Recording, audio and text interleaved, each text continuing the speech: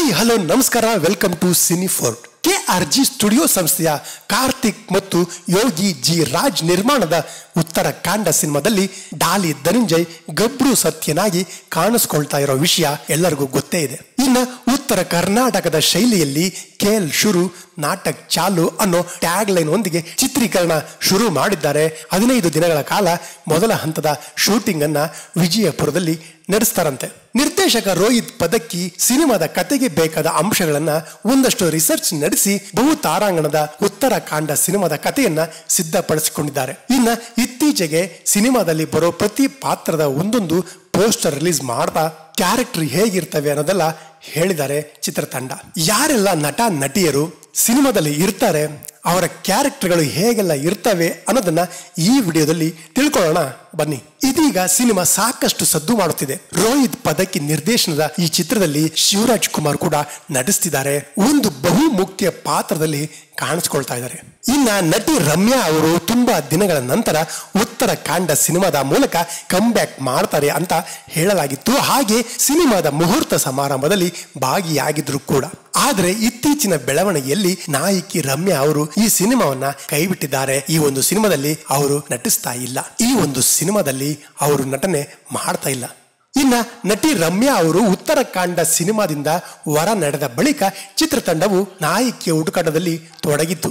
ಇದೀಗ important news ಒಂದು ಹೊರಬಿದ್ದಿದೆ. ಟೋಬಿ ಖ್ಯಾತಿಯ ನಟಿ ಚೈತ್ರ ಜೆ ಆಚಾರ್ ಇತ್ತೀಚೆಗಷ್ಟೇ ಡಾಲಿ ಧನಂಜಯ್ ನಟನೆಯ ಉತ್ತರಾಖಂಡ ಚಿತ್ರತಂಡ ಸೇರಿಕೊಂಡಿದ್ದು ಲಚ್ಚಿ ಪಾತ್ರದಲ್ಲಿ ಕಾಣಿಸಿಕೊಳ್ಳಲಿದ್ದಾರೆ. ಇದಾದ ನಂತರ ಸಿನಿಮಾ ತಂಡ ಮತ್ತಷ್ಟು ಆಕ್ಟರ್ಗಳನ್ನ ತಮ್ಮ ಸಿನಿಮಾ ತಂಡಕ್ಕೆ ಕ್ಯಾಸ್ಟ್ ಮಾಡಿದ್ದಾರೆ, ಸೇರಿಸಿಕೊಂಡಿದ್ದಾರೆ. ಇನ್ನ ರೋಹಿತ್ ಪದಕ್ಕಿ ನಿರ್ದೇಶನದ ಈ ಚಿತ್ರದಲ್ಲಿ ಕಲಾವಿದರ ದೊಡ್ಡ ದಂಡೆ ಇದೆ. ಅಂಡ್ ಬರೋ ಅಷ್ಟು ಕ್ಯಾರೆಕ್ಟರ್ಗಳಿಗೆ ಒಂದು ರಗಡ್ ಲುಕ್ ಮತ್ತು ಮ್ಯಾನರಿಸಮ್ ಇರಲಿದೆ.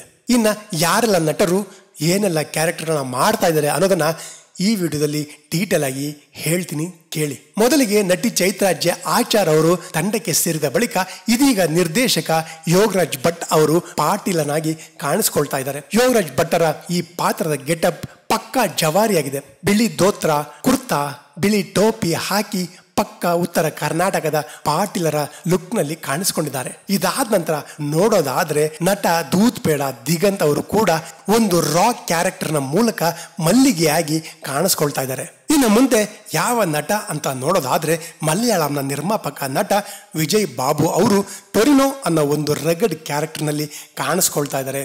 ಇನ್ನು ಮುಂದೆ ಮುಖ್ಯವಾಗಿ ನೋಡೋದಾದ್ರೆ ನಾಯಕಿ ರಮ್ಯಾ ಅವರು ಸಿನಿಮಾದಿಂದ ಹೊರ ನಡೆದ ಮೇಲೆ ಆ ಜಾಗಕ್ಕೆ ಹಲವಾರು ಹೆಸರುಗಳು ಕೇಳಿ ಬರ್ತಾ ಇದ್ವು. ಇದೀಗ ಡಾಲಿ ಧನಂಜಯ್ ಅವರ ಮತ್ತು ರೋಹಿತ್ ಪದಕ್ಕಿ ಅವರ ನಿರ್ದೇಶನದ ಈ ಸಿನಿಮಾಗೆ ತಮಿಳು, ತೆಲುಗು ಮತ್ತು ಮಲಯಾಳಂ ಸಿನಿಮಾಗಳಲ್ಲಿ ನಟಿಸಿ ಕ್ರಿಟಿಕ್ಸ್ ಗಳಿಂದ ಮೆಚ್ಚುಗೆ ಪಡೆದುಕೊಂಡಿದ್ದಂತ ನಟಿ ಐಶ್ವರ್ಯ ರಾಜೇಶ್ ಉತ್ತರಾಖಂಡ ಸಿನಿಮಾದ ಮೂಲಕ ಕನ್ನಡ ಚಿತ್ರರಂಗಕ್ಕೆ ಎಂಟ್ರಿ ಮಾಡ್ತಾ ಇದ್ದಾರೆ. ಮೂಲಗಳ ಪ್ರಕಾರ KRG ಸ್ಟುಡಿಯೋಸ್ ಪ್ರೊಡಕ್ಷನ್ ಹೌಸ್ ಇದೀಗ ಐಶ್ವರ್ಯ ರಾಜೇಶ್ ಅವರಲ್ಲಿ ಮಾತುಕತೆ ನಡೆಸುತ್ತಿದೆ. ಒಪ್ಪಂದ ಬಹುತೇಕ ಅಂತಿಮಗೊಂಡಿದ್ದು ಚಿತ್ರತಂಡ ಶೀಘ್ರದಲ್ಲಿಯೇ ಅಫಿಷಿಯಲ್ ಆಗಿ ಅನೌನ್ಸ್ಮೆಂಟ್ ಮಾಡಲಿದೆಯಂತೆ. ತಮಿಳಿನ ಕಾಕಾ ಮೊಟ್ಟೈ ಸಿನಿಮಾದ ನಟನೆಗಾಗಿ ಅತ್ಯುತ್ತಮ ರಾಜ್ಯ ಪ್ರಶಸ್ತಿಯನ್ನ ಪಡೆದ ಇವರು ಆಯ್ಕೆ ಮಾಡುವ ಸಿನಿಮಾದ ಕ್ಯಾರೆಕ್ಟರ್ಗಳು ಒಂದಕ್ಕೊಂದು ವಿಭಿನ್ನ. ರಿಯಲಿಸ್ಟಿಕ್ ಕತೆ ಇದ್ದು ರಿಯಲಿಸ್ಟಿಕ್ ಕ್ಯಾರೆಕ್ಟರ್ಗಳನ್ನ ಹೆಚ್ಚು ಸೆಲೆಕ್ಟ್ ಮಾಡೋ ಇವರು ನಾಯಕಿ ಪ್ರಧಾನ ಪಾತ್ರಗಳಲ್ಲಿ ಹೆಚ್ಚು ಕಾಣಿಸಿಕೊಂಡಿದ್ದಾರೆ.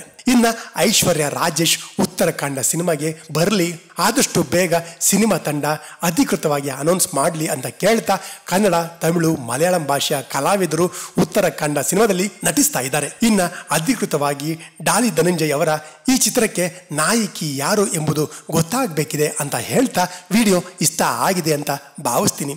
ಇಷ್ಟ ಆಗಿದ್ರೆ ಚಾನಲ್ಗೆ ಸಬ್ಸ್ಕ್ರೈಬ್ ಮಾಡಿಕೊಂಡು ಒಂದು ಲೈಕ್ ಹಾಕಿ ಸಪೋರ್ಟ್ ಮಾಡಿ ಅಂತ ಕೇಳ್ತಾ ಮತ್ತೆ ಸಿಗೋಣ ಮುಂದಿನ ವಿಡಿಯೋದಲ್ಲಿ.